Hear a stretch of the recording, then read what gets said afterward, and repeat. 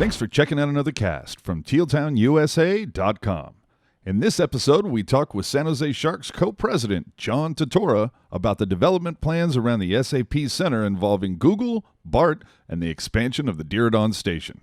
John helps to clarify the bigger development picture for Sharks fans and proves the old adage true: don't believe everything you read. So we welcome in Sharks co-president John Tortora to talk about the impeachment hearings. No, I'm kidding. To talk about what is going on with the state of the Sharks and the development happening around the arena. In 2015, the Sharks and the city of San Jose announced a lease extension for SAP Center that keeps them at SAP through 2025 and potentially through 2040. I say potentially because beginning in 2026, the lease agreement renews annually. So in layman's terms, I'm assuming this means that every year after 2025, the Sharks can, or the city can decide to end that agreement. Is that correct? Or am I misreading that? First, good morning. How are good morning. You? Well, I didn't want to, I know you got stuff to do, so I like to, just jump right in. We do have stuff to do. Tonight we have our San Jose Sports Hall of Fame induction ceremony here at the arena. It's a wonderful event we've been doing now for about 20 years or so. And we convert the arena floor into this formal dining setting and recognize 3 or 4 new inductees to the Sports Hall of Fame. In the past, we've had people like Owen Nolan, Doug Wilson, Evgeny Nabokov. So it's a good time. But the day's all yours, AJ. And now about those impeachment hearings. Yes, about those. Was I reading that correctly? Sort of, yes. We have had a long-standing relationship with the city of San Jose. So starting from the basics, when the arena under Tom McHenry, a vote was passed, a referendum to build an arena, San Jose Arena, and the premise from the beginning, when the Sharks decided to move here, was a public-private partnership with the city of San Jose, and we contributed a significant sum of money to get the arena built. The city contributed a significant sum of money. I don't remember what the numbers were right now. But the idea would be the city would own the arena and the land underneath the arena, including the parking lots adjacent to the arena. And we, the Sharks, would have full operational control. And basically, to keep a long story short, we would pay the city a rental fee per year for use of the facility, and we would have complete control, if you will, in terms of operating the facility. And the good side of all this is that, one, the city was focused on protecting the general fund, so the city did not want to have any downside risk on the arena. We were, as arena operators, we were more than comfortable having the downside risk on the arena. So if there are things like an NHL lockout, for example, or the concert business changes, or the economy changes like it did 10 years ago, we're more than willing to take on that type of risk in terms of operating the arena. And another prong of the relationship was, given where the arena is situated, there were only 1,500 parking spaces on site in what we call lots A, B, and C. Mm-hmm. The city and us agreed that the city would provide another 3,100 or so parking spaces within a third of a mile of the arena, a third of a mile radius of the arena. And this was twofold. This prevented the need to build a lot of parking when the arena was built. And it also drove traffic downtown. So people then would park in parking spaces throughout the downtown, would eat in the downtown restaurants, and come into the arena, and contributes to the great visual that we have of the Sea of Teal coming into games on Shark Nights, because people are parking in those 3,100 parking spaces throughout within a third of a mile, then walking to the arena. So it's worked really well. And for the most part, the structure has remained the same through the years. There have been a series of renewals of the agreement. And in 2015, we committed to stay through 2025 here at the SAP Center. Our goal is to stay in San Jose. Our goal is to stay in the SAP Center. But after 2025, we, the Sharks, have the unilateral right to extend the deal up through 2040. The city does not have that right.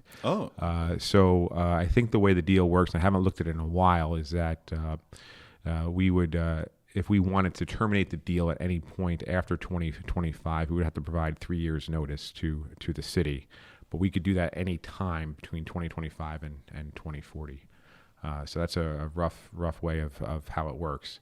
Now, our intention long term is to stay in San Jose, but obviously we have a lot of development happening around us, and and we'll see where we are when that time comes. Earlier this week, tying into that, the Sharks sent out a press release that featured, at least for me as a longtime fan, a rather ominous sentence that stood out for me. As if these massive projects are not properly planned and implemented, the future viability of SAP could be jeopardized. The Silicon Valley Business Journal picked up the press release, and their article states the Sharks say their email and communications channel it's creating with the fans and partners is not a threat to leave the city. And so I look at both of those things, and as a longtime fan, I go, that says leave the city, not SAP.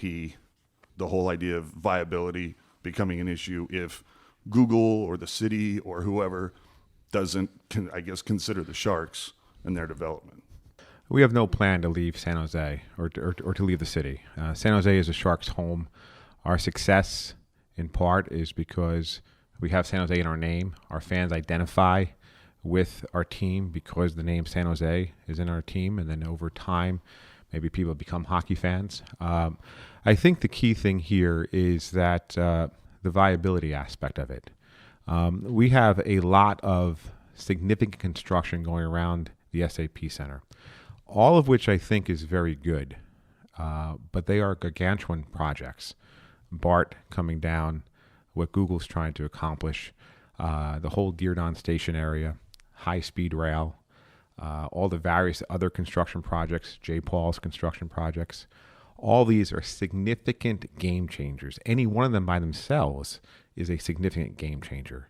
You put them all together pretty much in a short period of time, and you have a prescription for significant problems or issues. All right, and many of them are converging right on Santa Clara Street in front of the SAP Center and near Diridon. All right, so we just have to be careful as a society, the city, Google, all the relevant stakeholders, that the viability of the arena remains viable through all this, because very easily the arena can get choked if none of this is planned properly. And this really has nothing to do with the Sharks or us as managers of the arena. As I said earlier, the city of San Jose owns the SAP Center. This is their facility. We just happen to be managing it. And on an annual basis, based upon all the events we bring into the city, whether it's an NHL All-Star Weekend, figure skating, the Indian Prime Minister, NCAA basketball, the Sharks, the Barracuda, Elton John, Paul McCartney, all the ice shows, the Disney shows, all those events on an annual basis contribute to an economic, to the economic impact to the city of San Jose, with $280 million to the downtown on an annual basis. That's $2.8 billion over a 10-year period of economic benefit. People coming down to San Jose, people using the restaurants, hotels, whatever the case may be, right? That's important. That's an important revenue stream for all the businesses throughout the downtown. So our goal is to make sure that that economic impact can continue over the next few years while all this construction is happening. Because if we the one of the hallmarks of the SAP Center is the ability to get to the SAP Center and leave the SAP Center with your car quickly. All right, it's one of the hallmarks, and we have seen what happens when parking or ingress and egress isn't factored into a construction of a building or a stadium. All right, that ingress and egress has not happened by accident. It's been a long time public partnership with the city of San Jose, with the Sharks, with the police department, and it works. But we can't take it for granted. All right. So our focus is, hey, if today is point A, and we know what we have, we know how the arena operates, we know how the downtown operates, and tomorrow, when all this construction is done, when BART is done, when Google is done, is point C, and we think that has the potential to be very good. Okay. What we are concerned about is, what does B look like? Mm-hmm. All right. What does the next 5, 10, 15, 20 years look like? How are all these projects going to impact the downtown while they're being built? Can the downtown be protected? Can the arena be protected? And that's what we mean by viability, right? And so we're concerned about B. These are not summer projects, all right? These are significant development projects, including BART, which will be a 5 to 10 year project, coming down Santa Clara Street. Yes, single bore, but coming down Santa Clara Street, the single biggest thoroughfare east to west in the city. All right? And when Google is doing $400 million worth of property they've bought, all right, that's significant projects. How are they going to be planned and worked and integrated together during this entire construction period to make sure the arena stays viable? And that's our concern. And we haven't seen final plans, we haven't seen detailed plans yet of how this is all going to be integrated and what the commitment is to stick to the plan. Right? These construction projects are coming in. They have to conform to the operations around the arena. The arena still has to operate and breathe. Yeah. And that's our concern. And where the analogy comes back to sports all the time, right? Our coaching staff says to the players all the time, don't worry about the final score. When you're going into a game or a playoff series, don't worry about the final score. Prepare, get your body ready, get your mind ready, know the game plan, trust your teammates, execute the game plan, and the score will take care of itself. Yeah. All right? What I sense is that everyone is so excited about Google and BART, they're focused on the final score. And I'm not sure the planning, the master planning, the integration is going to happen in a way that's going to allow us to get to the final score. That's our concern. So we spend a lot of time on these issues because we want the SAP Center to be viable. It's a city asset. It drives economic benefit to the city of San Jose, right? We want it to continue, because what's the point of Google and BART coming in if that $280 million per year of economic benefit we generate drops by $100 million a year or $150 million a year? Well, I mean, as someone who's been here that long, I mean, yeah, I remember going down Santa Clara Street when the building didn't exist. And before construction. Datsun, right? Was it a Datsun used car dealership? I want to say it was like this Santa Clara Street, basically that whole side. Once you got on the other side of Guadalupe, where SAP is, it was nothing. It was very industrial. It was automotive car. I mean, you're talking Datsun, but I remember a lot of vehicle repair shops and just not the most pleasant place to go. And when you get to the other side of 87, Dianza Hotel was bombed out. Like every window was broken. It was a lot of downtown. For me, this arena kind of drove and mushroomed out. Now, obviously, more towards downtown being San Pedro and all of that, but the majority of that didn't exist back then. And I remember a development, I want to say around San Fernando and 2nd Street or 1st. If you remember a place called San Jose Live, it was a massive entertainment complex. And in the 90s, it did pretty well. But by the turn of the century, it was already, heels up, whereas SAP just got, more and more popular, and it seemed like things were going more towards SAP. Right. I don't know too much about the history. I came here in 2011, so I didn't live it. But what I do understand from people is when light rail was built, for example, that had a significant negative impact on downtown. It wasn't great. And you look at the rider usage on light rail today, I'm sure the benefit that people anticipated back then of what it could do has not manifested, right? So those are the concerns, right? How do we do this in the right way? And we have been spending a lot of time behind the scenes with Google sharing our concerns about the arena, because the arena operates differently than an office building, right? I would imagine. Right? So Google has been excellent in listening, and we're trying to find solutions that work. The other thing too is we believed in Diridon and this area between 87 and the train tracks 27 years ago, 30 years ago. All right, we decided to put a team here. So the city and the Sharks partnered together to put an arena here. So we believed in this area. And in that respect, we were the first ones to develop it in a meaningful way, right? To turn it from that Datsun to what it is today, right? And now, great, everyone else is coming on board, particularly Google, but we're not here to subsidize those projects, all right? That being said, we do recognize and have recognized some of the challenges in an area that's developing. And in order to facilitate development, we did provide the city with 10% parking relief on the third of a mile requirement, the 3,175 spots, 10% relief about a year and a half ago to lessen their obligation by about 300 parking spaces. Because we recognized some of the challenges, and we looked and studied the situation and figured we could offer that type of relief, right? There's not much more we can do because our paramount concern is making sure you, the fan, who have been loyal to us for the 26 years the Sharks have been here, but for all the concerts and all of the ice shows and everything else, still have an experience that's similar to or better than what you have currently. And that's our primary objective. Yeah, no, it's funny you bring that up. I'm maybe it's a generational thing, but I'm kind of attached to my vehicle. I like to come and go as I please. I don't like being on other people's schedules. And we've seen that sometimes public transit can work really well and efficiently, and other times not so much. So, and obviously things like Uber and whatnot are options as well. But you bring up the idea of the parking.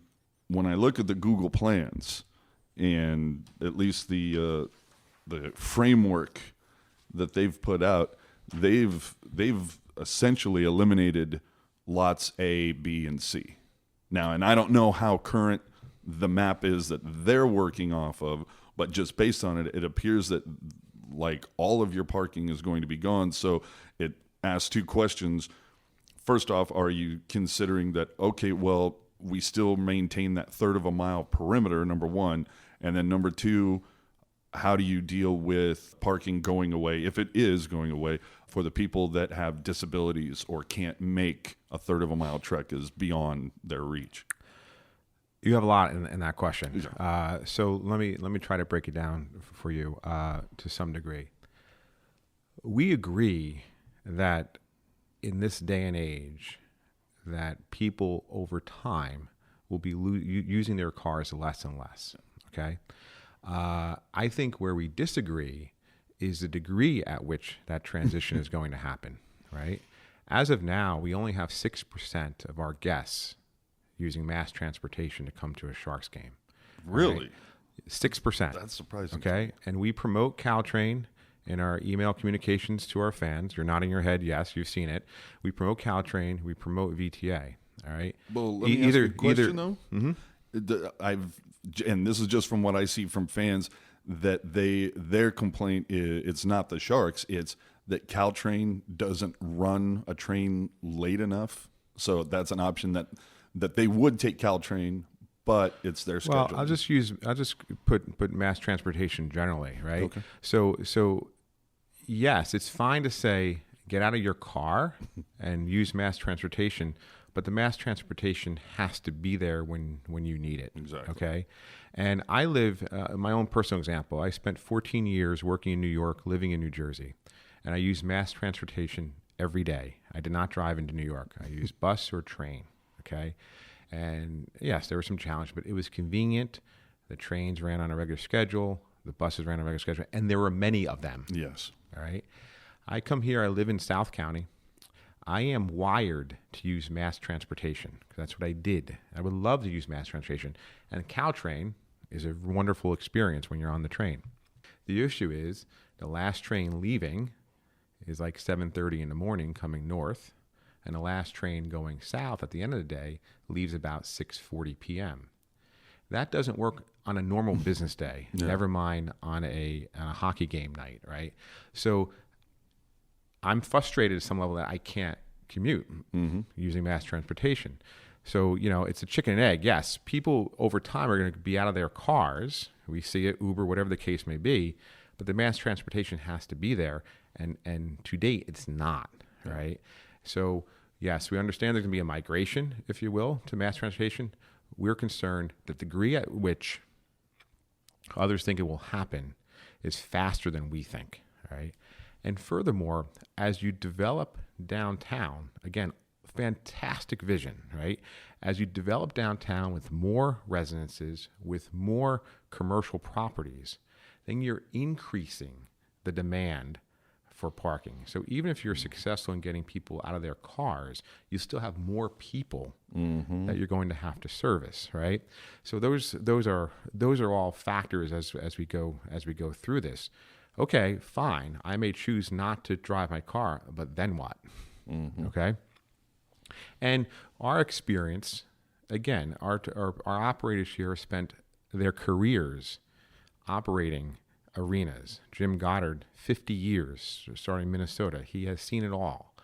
Our also experience is when people may be willing to commute using mass transportation on a weekday, go to and from work. There's less appetite to do it on a weekend or for entertainment, right? Yes. So those are all factors that are very, very real. And the premise here, if they don't come, then the benefit of driving traffic to downtown doesn't work. Right? If you make it difficult for people to come, never mind all the construction that'll be happening. Right? So you have all this construction. We live in San Jose. The city has done a tremendous job in doing all this recent paving throughout San Jose. Yes. We've seen the stats, worst potholes in the country, everything else.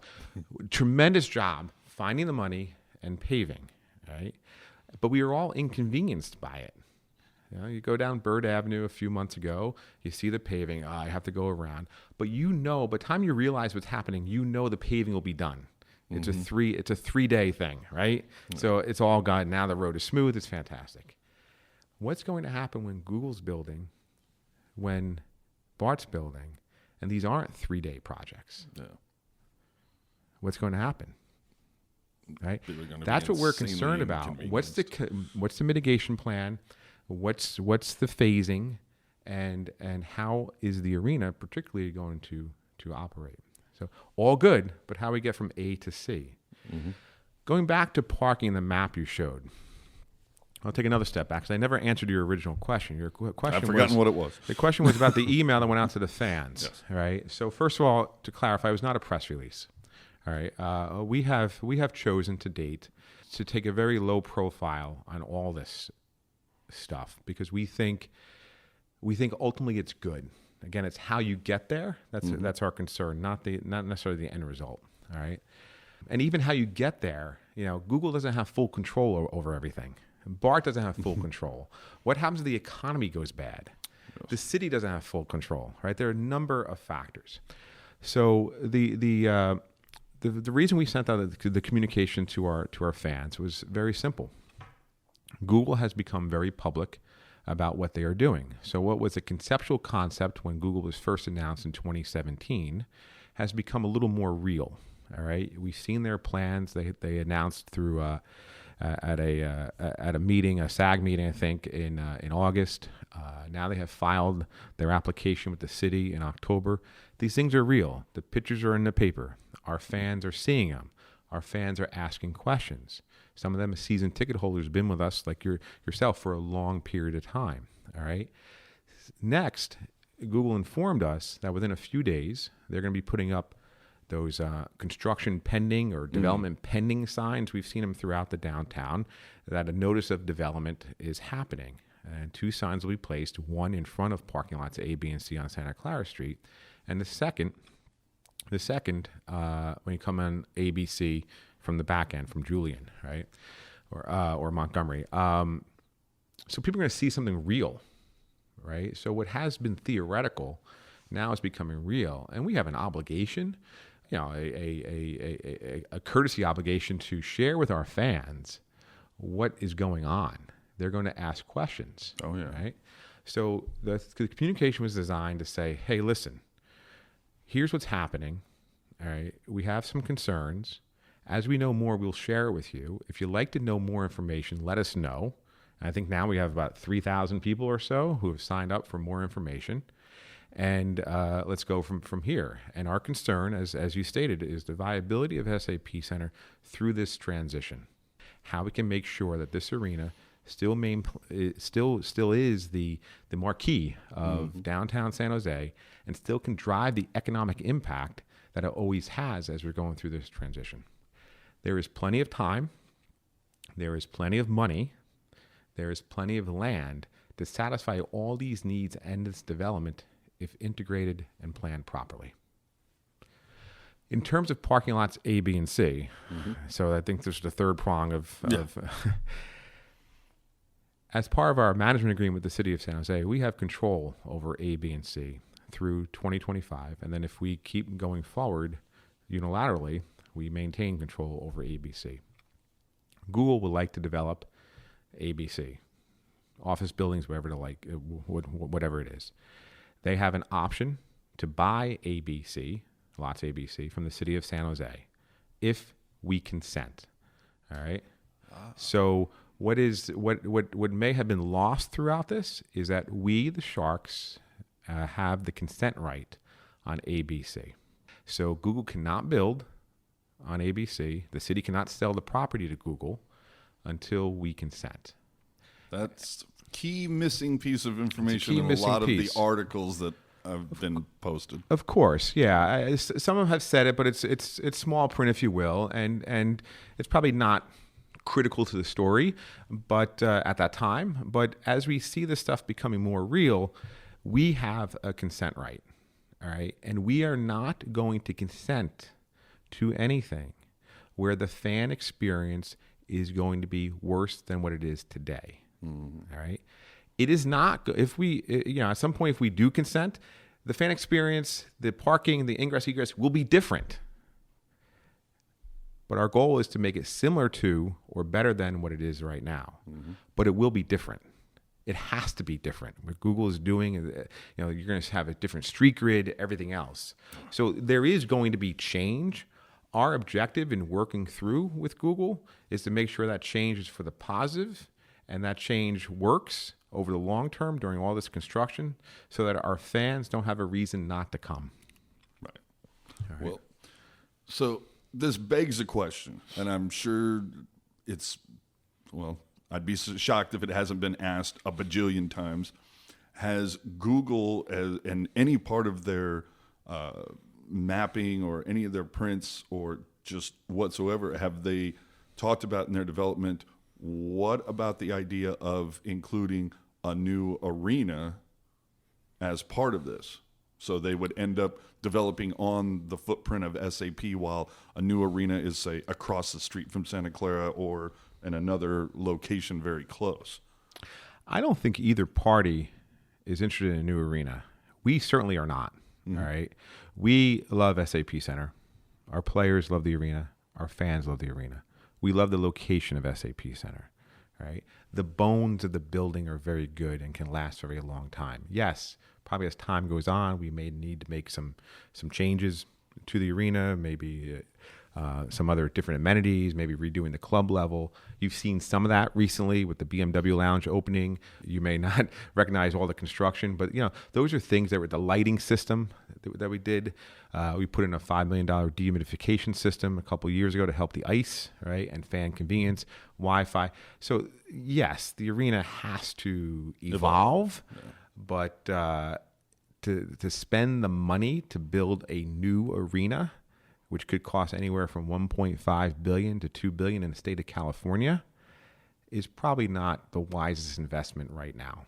Okay. Right? I was just wondering if it had been ever, discussed or looked at as an option, just because you're talking about how huge this is going to be with Diridon, Google, BART. It's, as you say, this is a massive thing that's going to be 15 years potentially before all the dust is settled. So that's why I was saying 15 years from now, well, now you're looking at a venue that's almost 45 to 50 years old. Then maybe I think at least I'm trying to extrapolate it where you do look at a new venue now, because once all the dust is settled, then it's going to be like, oh, you know what? This venue has outlived itself, and now it's time to start. Like, it's just kind of being proactive about it. That's understood. All. But I completely agree with you about the bones. Right. I love this building. All right, and our fans love the building. It has not been materially discussed. We want to stay where we are in the SAP Center. What also is not depicted on the maps, and this is why the maps can cause confusion with our fans, is that we are a big believer in shared parking. We share our lots of ABC now with commuters who take Caltrain into San Francisco or whatever the case may be, right? So we're not looking for exclusive parking. We're just looking for parking when our fans need it, right? Which is a big difference. So we have spent a lot of time working with Google on a parking plan throughout their development that will be shared parking with Google employees and the like, right? And that's not probably fully depicted here in the maps, but I assure you we are working through that with Google. And we don't have an answer. We don't know where it is going, but Google has been receptive to some of our concerns as an arena operator. So I just want to state that because the map doesn't fully reflect that to some degree. No, and you make a great point is that, the map is, one person's characterization, and nowhere on the map does it illustrate that, there's all these dominoes that need to fall before this can even, before a shovel hits the ground. And the map has to depict, the purpose of the map and Google's presentation is to show the potential of what Google can be. Yeah. Right? And the maximum of what it could be, right? The development probably could be something less.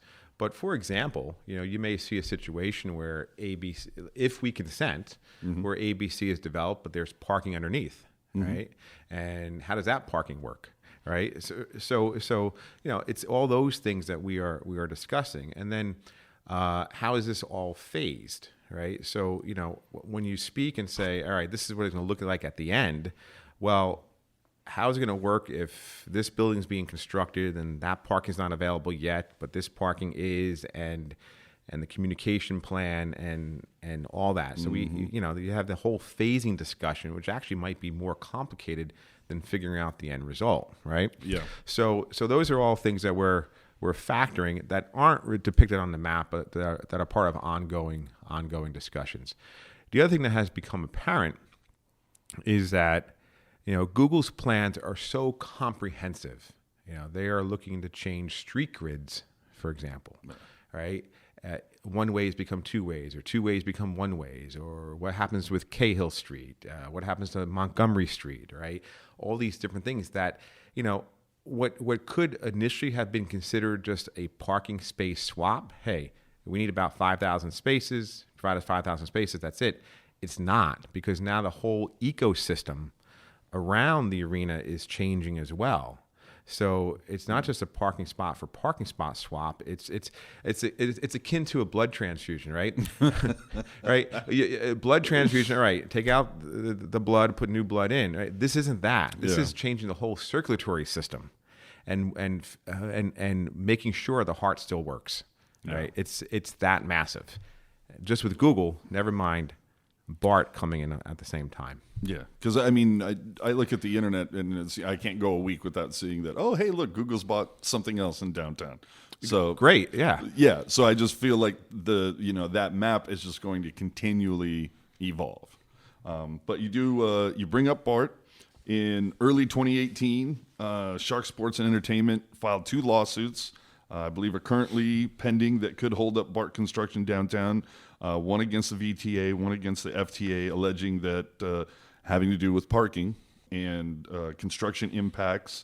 Now, I understand completely not being able to discuss pending litigation, but can you offer any details, even if it's just to the extent of you're pleased with where things are going or you wished it was maybe working out a little bit better? Well, these are all variations of the same theme, all right? The suits against BART and VTA are in discovery right now, and these types of suits take a long period of discovery time. So we're not really frustrated with the timing at all. But the core premise was, again, protecting the viability of the arena during construction and after the project's completed. So we had spent a lot of time with VTA and BART on their initial plans going back to 2002 on what BART to San Jose would look like and how the arena would operate with it. And we had gotten to a pretty comfortable place. It wasn't perfect by any stretch, but it was comfortable for us where we could make it work. And at that time, the track design was more diagonal from Santa Clara Street into Diridon. Now it's going straight down Santa Clara Street in front of the arena.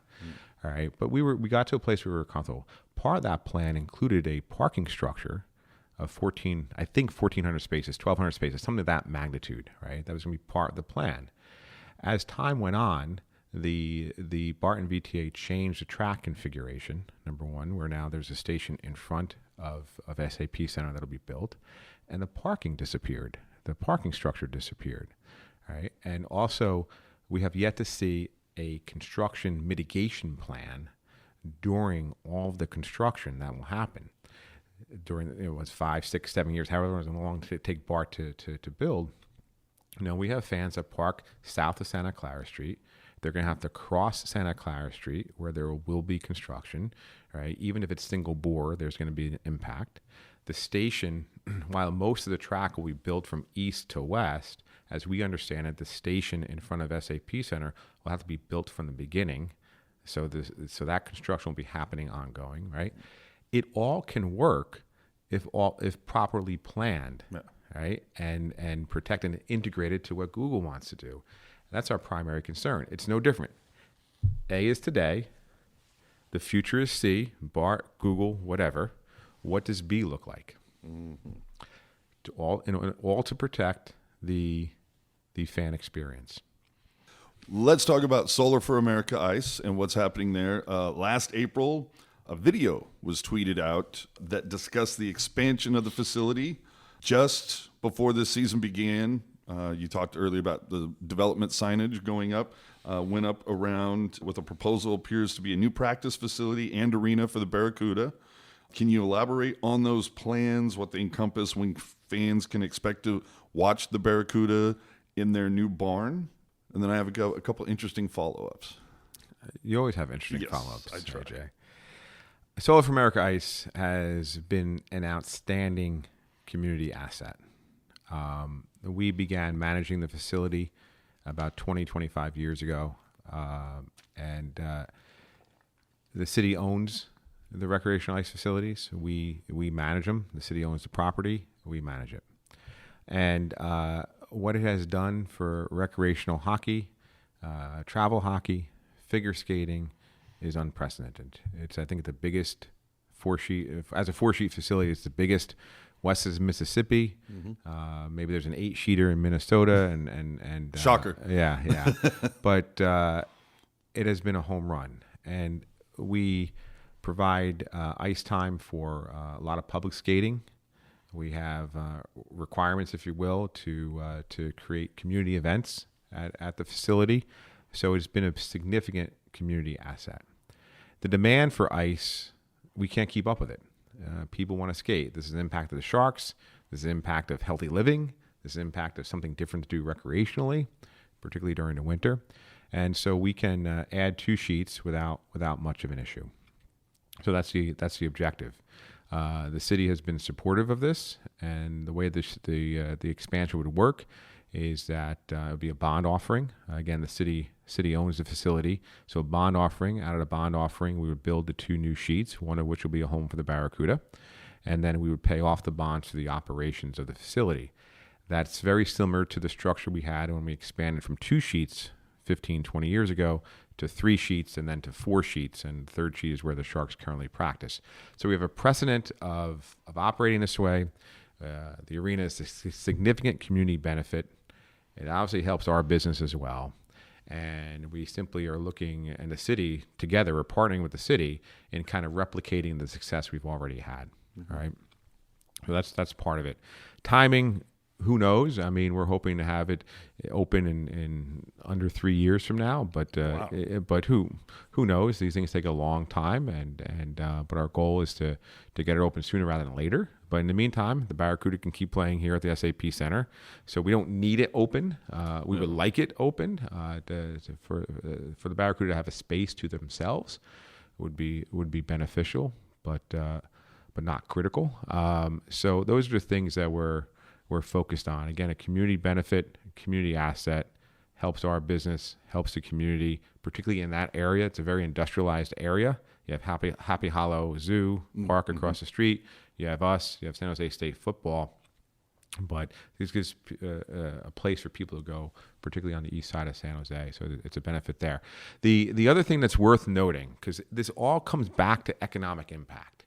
We, Shark Sports and Entertainment, drive a lot of the downtown economy. Solar4America Ice is responsible for the second highest number of hotel bookings in the city of San Jose, behind only the convention center, on an annual basis. And that's because of all the figure skating and ice hockey tournaments we have. We are the destination west of the Mississippi to have the Martin Luther King tournament, Labor Day tournament, Christmas tournament, whatever it is, right? So we drive that. You're adding 2 more sheets, that's more of an economic impact on the hotels, which helps the downtown, which helps the city, taxes all the way down the line. So the number of $280 million of economic impact per year that I mentioned earlier is just the arena. Yeah. Now you factor in Solar4America Ice and an expanded Solar4America Ice, you have a big economic engine that drives downtown and is driven by the Sharks, the SAP Center, and Solar4America Ice. We want that to continue. That's why we're focused on these things. The other factor too is there are 2 buildings in the city. And this might be a broad generalization, but there are 2 buildings in the city of San Jose that the city owns that make money for them. One is Solar4America Ice, and the other is the SAP Center. We're excellent managers, right? And so we want that to continue as well. And that's why we're so focused on this. Both buildings are city assets that need to be protected and enhanced. Let me ask you this about the Barracuda arena that would be developed at Solar4America. Would that also be, I guess I want to say, run similar to SAP, in that it would also be available for events that are non-hockey related, non-ice skating related, that maybe for smaller concert venues, small convention things, just anything, or even potentially holding a fan fest type of event there at some point? Generally, yes. I mean, you can see car shows in there. You can see fan fests in there. I don't think it's going to have any rigging, so you have to bring your own stuff in. Yeah. Right? But, yeah, it gives us flexibility. That's right. Okay. It gives us options. Because I will say, as someone who does consume, different events, whether it's concerts or sports or whatever, one of the things that can be a little frustrating as a fan is the lack of a good small concert venue. Like, it's great to see shows that are big when you need 18,000, 20,000 seats at SAP, but what about something that would rival, say, the Fillmore or the Warfield, or those smaller venues that are up in San Francisco, but we lack here? So that's all part of the planning, not the primary piece, but all part of it. The other thing too is the ice won't be just used for the Barracuda. So when the Barracuda aren't practicing on it, you have youth hockey there, figure skating on it, you have travel hockey, you have public skating on it, all those things. So again, it dovetails as a community asset, just that rink alone. And that's why I asked, because I thank you for doing this, because again, we look at these maps and you sit there and you can obviously, as a diehard Sharks fan like myself, you look at this and you go, oh no, where am I going to park in 5-10 years, or this or that? So I thank you for sharing this information and clarifying a lot of what the maps don't tell you. Yes, thank you very much for coming in again, and your questions were insightful. Just a couple of themes that I want our fans to walk away with. If you have concerns, let us know. If you want more information, let us know. We have a landing page. We want to have people be kept in the loop as we're kept in the loop. Number 2, we've been on this issue for the better part of the last year with Google, and really since Google was announced in 2017. We're aware of the issues. We're aware of your concerns, and we're trying to protect, if not enhance, the fan experience in so many different ways as we're going through this. That's our paramount concern. The other thing, too, is that we as a good community partner, we also recognize that all this development is good for San Jose. And that is why we offered the city 10% relief on their parking obligation within a third of a mile a year and a half ago. That is also why we did not say no to Google in terms of the consent on A, B, and C when the negotiations first began. We wanted to see what could develop, right? And what could become of A, B, C. We could have easily shut the door on Google right at the beginning, all right? But that's not being a good community partner. You want to hear and listen what the opportunities could be, what the concerns could be, because I think what Google's vision is strong, right? But it has to work for the arena, it has to work for our fans. So, those two aspects are very important to us, is that, okay, we're open to trying new things, but we have to protect the arena and protect our fans. And so thank you for all of our listeners for their patience through this. These questions are good.